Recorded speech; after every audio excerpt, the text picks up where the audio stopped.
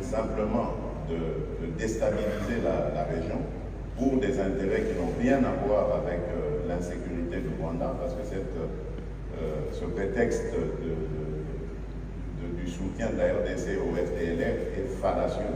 Ça n'a rien à voir. Le FDLR, c'est une force résiduelle aujourd'hui, qui n'est dangereuse d'ailleurs que pour la RDC, parce que ce sont devenus des coupeurs de route qui n'attaquent plus du tout le Rwanda et qui n'ont plus de revendications politiques contre le Rwanda. C'est plutôt pour des intérêts autres que ceux-là que le Rwanda nous a fait cette guerre. Et donc, si ceux qui nous ont fait cette guerre soutenue par le Rwanda sont des Congolais comme ils l'affirment, ils devraient normalement accepter de rentrer dans ce processus de désarmement, démobilisation et réinsertion et rentrer à la vie civile.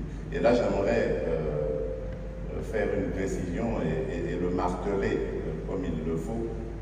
Il n'est pas question ici de dialogue politique avec ce groupe. Je le dis et je tiens à le préciser, il n'en sera jamais question.